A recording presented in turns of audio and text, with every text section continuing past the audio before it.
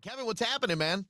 Brother, I'm just gearing up to head out on tour tomorrow. Yes, tomorrow the Legends of the Fall tour starts. You have your book, the new song this week too. Halloween Howling. I want to talk about all of it with you, man. It's a big week. It's actually return of Legends of the Fall, Mike. Return of Because Legends of the last Fall. this is the second one. We're hoping that this one's successful too, so we can start naming every successive tour after a Fast and the Furious sequel. So next year we hope to get Return Legends of the Fall Tokyo Slide. Now, I was thinking of I was picturing Friday the 13th or Nightmare on Elm Street. Oh 'Cause wow. how many different iterations of those movies? There were like 50 of each of them at least. We'd have to do a Predator one, a Predator versus Jason. Any way we can mine old bad slasher films and like 50s UFO films. It's endless. So this is just the second one. So we're turning the Legends of the Fall. Yes, it's a big week. Okay, now, before we get into actual business here, Kev, I will say you mentioned Predator. That Prey movie that came out on Hulu that went back 300 years, that was actually pretty good. You should put that on the watch list when you have a night and you're Oh, like, what should I watch while I'm on the road going to the next town? On the return of the Legends of the Fall tour. that feels like a back of the bus post show overnight pre bunk movie. Yes. Everybody gets in, we get popcorn. Yes, I like It'll be good times for everyone. it. Better than Ezra, dude. Well, let me ask you first, because yesterday was Halloween, and Yes, I've always thought you guys had such a fun cover of Werewolves of London, and thank you, brother. I do enjoy your howling in it. That's a song. If you don't go all in on the howling, it's not gonna hit. It's not gonna be a home run.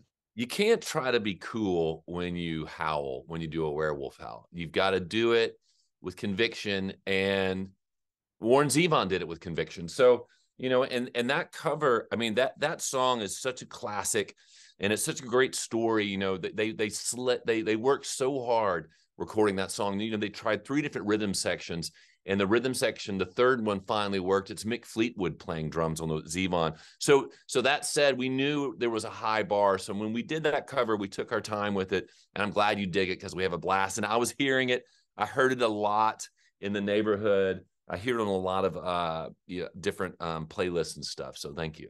It's one that definitely needs to be played through Halloween. And will you guys have it on the Return of the Legends of the Fall tour? I mean, we're still in Halloween season. There are still haunted houses that are going to go strong for a couple weeks. I feel like we're still in the Halloween bubble. I haven't, really put out the dried corn and the Thanksgiving decorations yet. And we've been playing it so well that yes, we will probably do just a tip of the mask, if you will, to Halloween. So for at least the first week, we'll be kicking some more our Warren Zevon cover for sure. All right. So if you're lucky enough to get to opening night tomorrow in Philly or, in DC or the first couple shows when you're back in Atlanta, all of those, you We, get we got the Boston werewolves. coming up. We got Long Island. We're covering a lot of miles. Yeah, you A guys lot of get a miles. good tour for sure. Houston, Chicago, and everyone, Kevin, let me tell you, get your tickets at betterthanezra.com. It's going to be a really fun time. A lot of songs and I don't want to get into the set list and spoil anything, but you guys throw in some really fun covers all the time, and it can change every night too. Like, you guys are constantly working on that, and that's cool to always update the set list. Well, I think we have repeat fans. We have fans that come to they road trip with us, and there was a time where I think like in the early 2000s, I was like, our set list is too similar night after night. We're getting lazy. Every night we've got to change it up, do new songs, do new covers, do new shtick. And some of our favorite bands do that, so we work hard on always changing the set. If someone comes repeatedly, does Dallas, then Houston, or Chicago, then Milwaukee, I want them to see different shows. And it's important to us. It's a little bit more work, but it's more fun, and you get people coming back.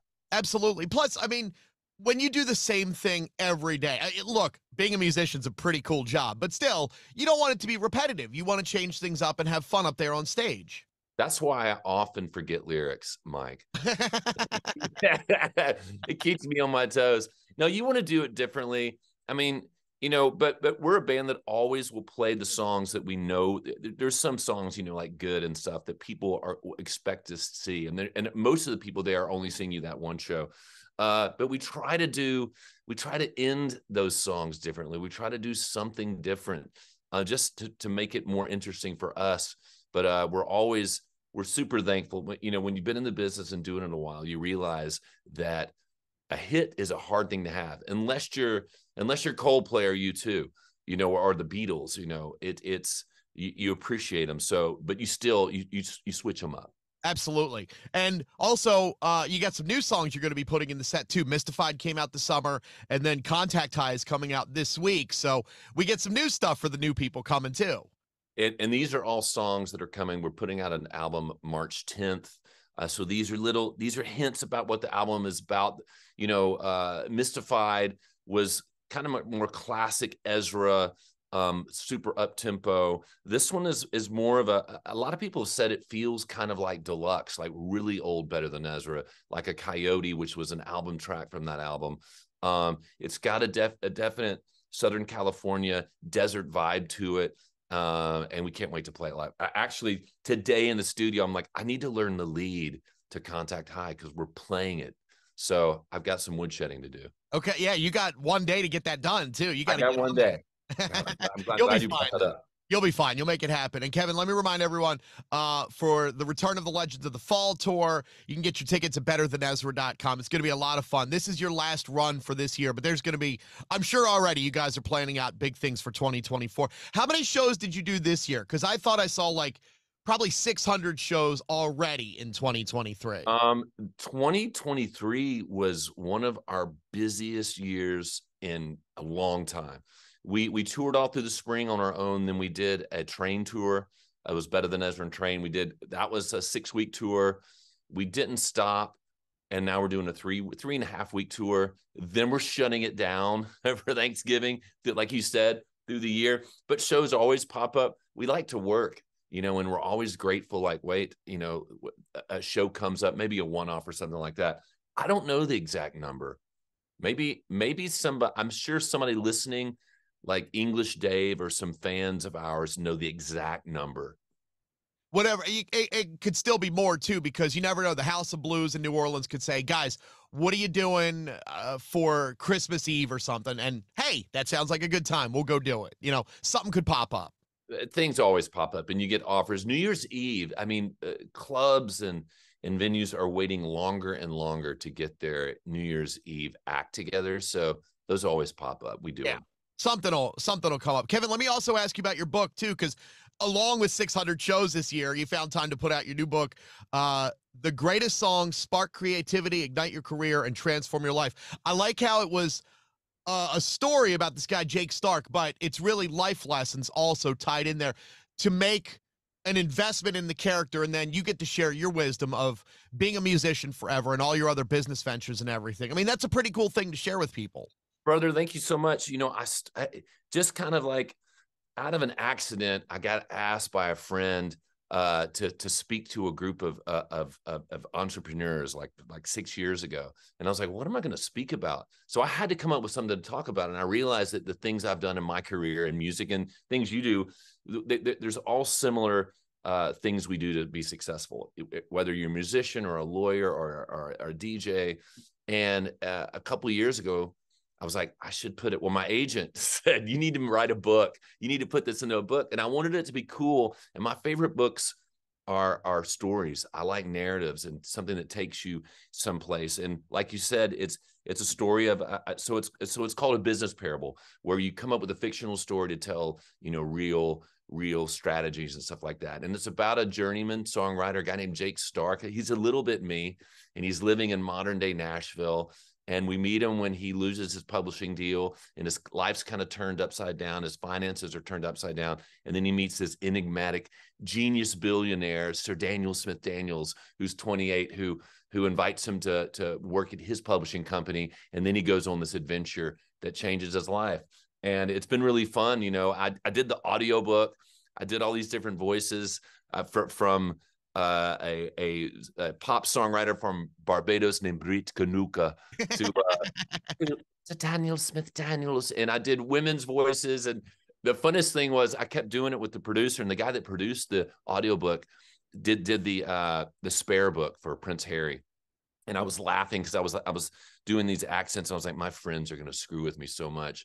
But the biggest thing was I was doing these accents. I was like, I'd stop and say, hey, I'm not going to get canceled for any of these. I'm not cluelessly offending somebody. He's like, no, they're amazing. Go. It's awesome. But it was really funny. And check it out. And thanks for mentioning. Absolutely. Did you have any nerves doing the audiobook, Kev? Because when I listened to Dave Grohl's Storyteller book, Right. I could tell at the beginning that he was a little nervous doing that. And look, you guys have been on stage in front of countless people at this point, both of you and everyone that does this. But I can imagine it's something different than singing Desperately Wanting for Everyone, which you know how to do in your sleep. This is a totally different venture for you. It's a big, and just like I said, like the speaking, when I'm putting the guitar down and actually speaking to people without that safety net was a big leap for me. I totally would get nervous for that. And then doing the audiobook was a challenge, because I sat down, I was like, and I had to figure out how I was going to do these voices. Would it be cool? And it was, but you're right. I went back, I did the audiobook, and then there's a really serious quality control, QC, for these audiobooks. It's a whole world that I really love doing. But we went back and redid the first 3 chapters because I really found a groove and a voice as I finished it. Yeah, and that's what I was saying. Like, you could tell there's a little nervousness, but then if you went back and fixed it, then, hey, QC. Oh, totally. Because I wanted to be the competent guy at the end. So I was like, got to redo this. Make it the best you can. A couple more things I want to ask you about, Kev, before I let you jump and get practicing, because you got to learn contact high. You got one day to do that before the tour.